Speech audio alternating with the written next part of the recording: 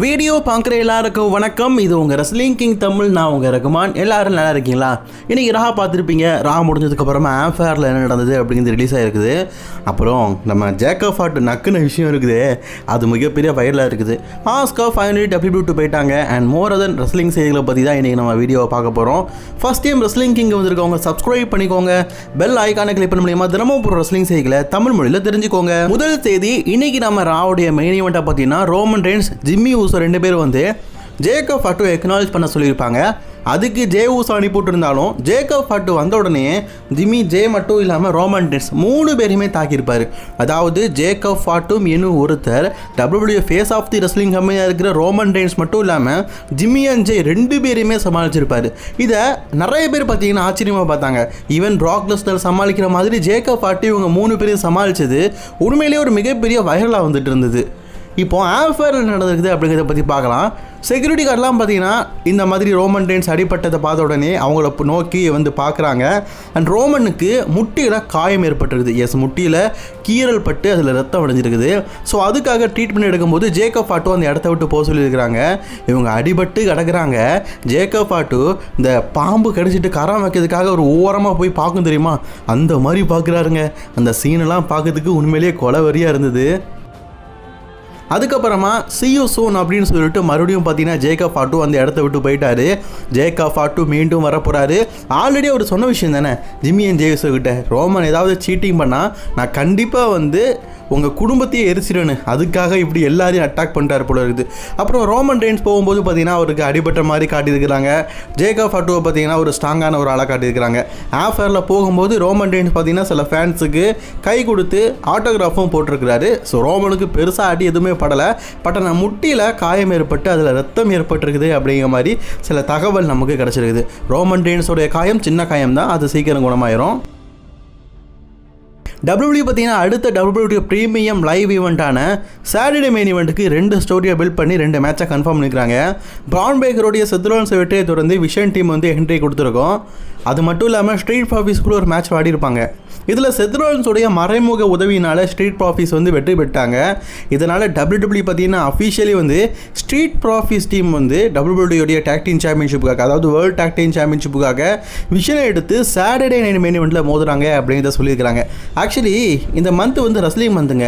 ஏன்னா டோட்டலி பார்த்தீங்கன்னா 3 ப்ரீமியம், ஒன்று பார்த்தீங்கன்னா இப்போ ஆல்ரெடி பேக்லாஷ் முடிஞ்சிச்சா, அதுக்கப்புறமா சாட்டர்டே நைட் மெயின் ஈவெண்ட், இது பார்த்தீங்கன்னா மே 23, அதுக்கப்புறமா மே 31 பார்த்தீங்கன்னா WWE வந்து மீண்டும் அகைன் கிளாஸ் இன் இட்டாலின்னு சொல்லிட்டு ஒரு பேப்பர் எடுத்துறாங்க. டோட்டலி இந்த மந்த் வந்து நம்ம 3 பேப்பரையும் பார்க்க போகிறோம். அதில் அஃபிஷியலி முதல் மேட்சாக பார்த்தீங்கன்னா வேர்ல்டு டேக் டீம் சாம்பியன்ஷிப்பை அஃபிஷியலி கன்ஃபார்ம் பண்ணிக்கிறாங்க. இது வரைக்கும் டேக் டீம் சாம்பியன்ஷிப் எந்த வகையிலையும் சாட்டர்டே மெயின் ஈவெண்ட்டில் நடந்ததில்லை, இதான் ஃபஸ்ட் டைம் பார்த்தீங்களா. அது மட்டும் இல்லாமல் கிளாஸ் இன் இட்டாலி அதுக்கப்புறமா நடக்க போகுது சாட்டர்டே மெயின் ஈவெண்ட்டு. இப்படி தொடர்ந்து பார்த்தீங்கன்னா அடுத்த அப்கமிங் ஸ்டோரில் எக்கச்சக்க ஸ்டோரிஸ் பெண்டிங்கில் இருக்குது. அந்த வகையில் பார்த்தீங்கன்னா சாட்டர்டே மெயின் ஈவெண்ட்டில் இன்னொரு மேட்சை WWE அஃபிஷியலாக கன்ஃபார்ம் பண்ணியிருக்கிறாங்க.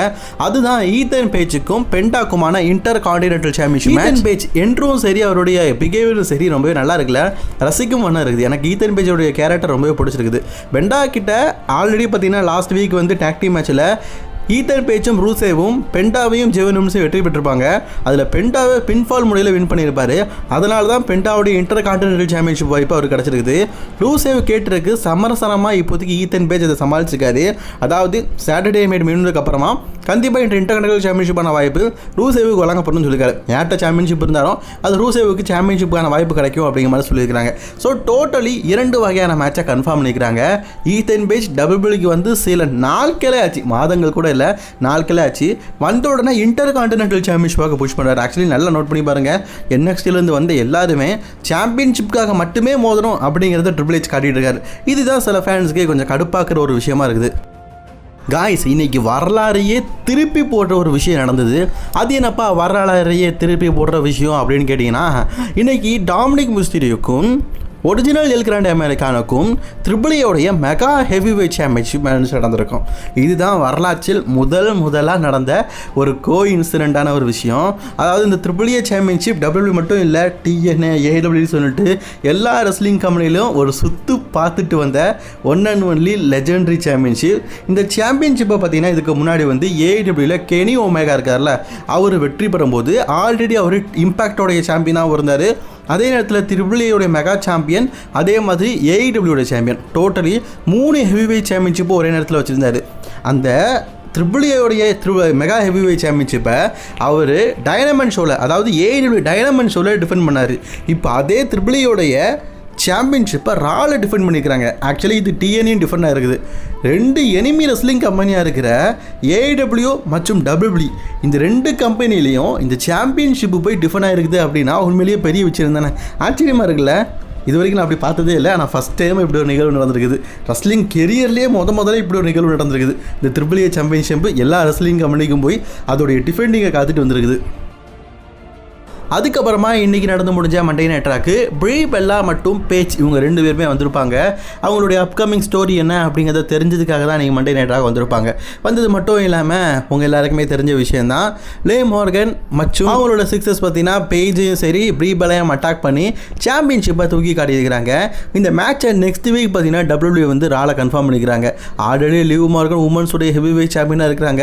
இவங்க 2 பேரும் next week tag team champion ஆவாங்களா அப்படிங்கிற எதிர்பார்ப்பு இப்போ பெரிய லெவலில் வந்துருக்குது.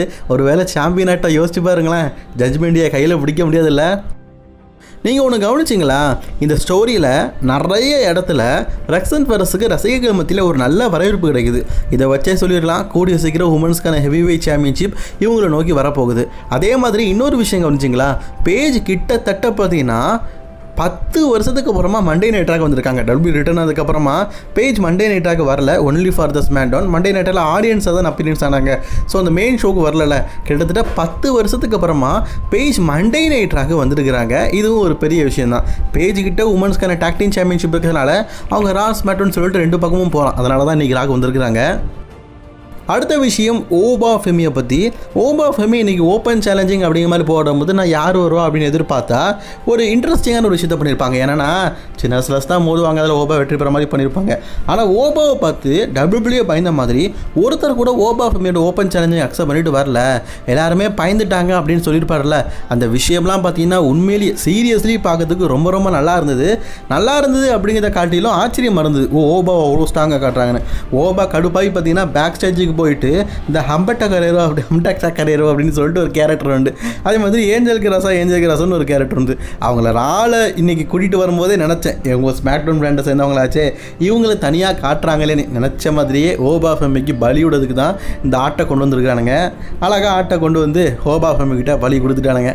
அதாவது ஓபா ஃபெமியும் இன்னும் மனிதனுக்காக எத்தனை ஆடுகள் பலியாக போகுதுன்னு தெரியல. இந்த மனுஷன் தூக்கி எறிகிறாருங்க, பார்க்கறதுக்கே பயமாக இருக்குது. நம்ம ரைபேக் உங்களுக்கு தெரியும், இப்படி தான் தூக்கி எறிவார், ஒரு அன்சேஃப் ரெஸ்லர் அப்படின்னு சொல்லுவோம்.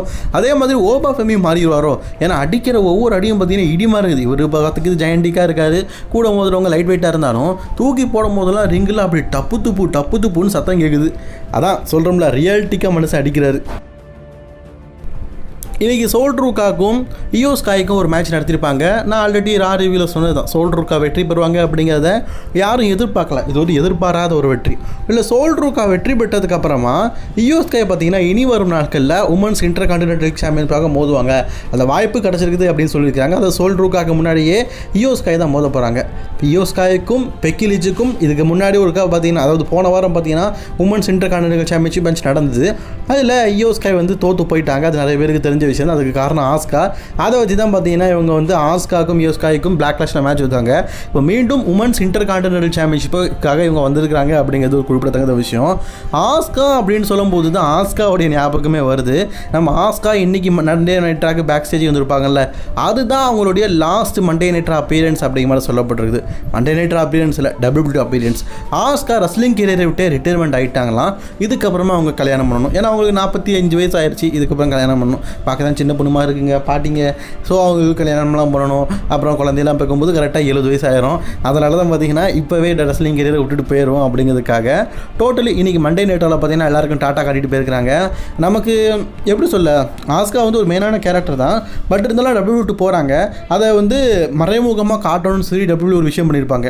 டபிள்யூ விட்டு போகும்போது ஆஸ்கா பார்த்தீங்கன்னா அவங்களுடைய திங்ஸ் எல்லாத்தையும் கொண்டு போகிற மாதிரி காட்டியிருப்பாங்க. சரி, அந்த திங்ஸில் என்ன இருக்குப்பா, வெறும் சூட்கேஸ் தான் அப்படின்னு நினச்சோன்னா அப்படி இல்லை. அதை உள்ளே என்னதெல்லாம் இருக்குது அப்படிங்கிறது ஆஸ்கா காட்டியிருக்காங்க. WWE மேனேஜ்மெண்ட்டை பார்த்தீங்கன்னா அவங்களுடைய காஸ்டியூம் மாஸ்க்கு இதெல்லாம் வச்சுருப்பாங்கல்ல, அதெல்லாம் பார்த்தீங்கன்னா மொத்தமாக எடுத்துகிட்டு போயிட்டாங்களாம். ஆக்சுவலி WWEல அவங்க வச்சுருந்த பொருள் எல்லாமே அவங்களுடைய காஸ்டியூம் மாஸ்க் மட்டும்தான். அதெல்லாம் நான் எடுத்துகிட்டு என் வீட்டுக்கு போயிட்டேன் அப்படிங்கிறத ஆஸ்கா சொல்லிட்டாங்க. இனி வரும் காலங்களில் நம்ம ஆஸ்காவை WWE எதிர்பார்க்க முடியாது அப்படின்னு நினைக்கிறேன். வெயிட் பண்ணி பார்ப்போம். இன்றைக்கி நடந்து முடிஞ்ச மண்டே நைட்டில் ஜேக்கப் ஃபாட்டு WWE ஹெவிவெயிட் சாம்பியன்ஷிப்பை நாக்கு போட்டு நக்கிருப்பார். ஆக்சுவலி இதே மாதிரி தான் பார்த்தீங்கன்னா இதுக்கு முன்னாடி யுனைடெட் சாம்பியன்ஷிப் இருக்கும்போது அந்த யுனைடெட் சாம்பியன்ஷிப்புக்காக பார்த்தீங்கன்னா அவர் வந்து நாக்கை வச்சு லக்கிற மாதிரி ஒரு சீனே நடந்திருக்கும். ஆக்சுவலி அந்த யுனைடெட் சாம்பியன்ஷிப் நம்ம லோகன் பால் ஜட்டியாக உபயோகப்படுத்தினது. அதாவது லோகன் பாலுடைய குஞ்சுமணி அந்த இடத்துல பட்டிருக்குது. அது நிறைய பேருக்கு தெரிஞ்ச விஷயம் தான். ஜேக்கப் ஃபாட்டு அந்த யுனைடெட் சாம்பியன்ஷிப்பை நக்கும் போதெல்லாம் நிறைய பேர் அது அங்கே குஞ்சுமணி பட்ட இடம் அப்படிங்கிற மாதிரிலாம் கமெண்ட் பண்ணாங்க. நிறைய பேருக்கு தெரிஞ்ச விஷயம் தான். இப்போது வேர்ல்டு ஹெவிவெயிட் சாம்பியன்ஷிப்பையும் பார்த்தீங்கன்னா அதே மாதிரி நக்கி பிறந்திருக்காரு. ஆமாம், நீங்கள் சம்மூன் ஃபேமிலியா இல்லை நக்கி பரம்பரையா இல்லை தெரில, கேட்கேன், சும்மா தான் கேட்குறேன். நக்கி பரம்பரை டைட்டில் பார்த்தீங்கன்னா நாக்கு போடுறீங்க, அங்கே பக்கம் பார்த்தீங்கன்னா சண்டை போடுறீங்க. அதாவது நீங்கள் என்ன பரம்பரை அப்படிங்கிறது டவுட்டாக இருக்குது. ஸோ இப்போது ஜேக்கப் ஃபாட்டு இந்த ஹெவி வெயிட் சாம்பியன்ஷிப்பை நாக்கை வச்சு அப்படி நாக்கு போட்டிருக்காருல, லிப் பண்ணியிருக்காருல, அப்படி லிப் பண்ண விஷயம் வந்து இன்னொரு வைரலான ஒரு விஷயத்தை கிளப்பிக்கிட்டு இருக்குது. அதாவது இந்த ஹெவி வெயிட் சாம்பியன்ஷிப் எங்கே இருந்த இடம் தெரியுமா? இதுக்கு முன்னாடி சிஎம் பாங் ஹெவி வெயிட் சாம்பியனாக இருந்தபோது எலிமினேஷன் சேம்பரில் இன்டர் கான்டினென்டல் சாம்பியன்ஷிப்பை ஏஜலி வெட்ட போயிட்டாங்களா, அப்போ அவரும் ஜட்டியாக யூஸ் பண்ணது தான். அதாவது பங்குடைய குஞ்சு மணியும் அந்த இடத்துல பட்டிருக்கும். அந்த சாம்பியன்ஷிப்பை தான் பார்த்தீங்கன்னா இப்போ ஜேக்கப் ஃபாட்டு வந்து நக்கிறாரு அப்படிங்கிற மாதிரி சொல்லியிருக்காங்க. ஆக்சுவலி ஒவ்வொரு ரெஸ்லர்ஸ் சாம்பியன்ஷிப்பை வின் பண்ணும்போது சாம்பியன்ஷிப்பை பார்த்தீங்கன்னா அவங்க வந்து மாற்றிடுவாங்க. அதாவது கொஞ்சம் நாளாகிட்டால் மாற்றிடுவாங்க. பட் ஆனால் இது மார்ச் மந்த்து தான் நம்ம பங்க் இந்த மாதிரி ஃபோட்டோ எடுத்திருக்காரு. அப்போ கண்டிப்பாக இது மார்ச் மந்தில் அந்த ஹெவி வெயிட் சாம்பியன்ஷிப்பாக தான் இருக்கும். அட்லீஸ்ட் ஒரு 6 மந்த்தாச்சும் வச்சுருப்பாங்க. அதை தான் நம்ம ஜேக்கப் ஃபாட்டு நாக்க வச்சு WWE நீ ஹவால்கிட்ட சொல்லலையா? சீ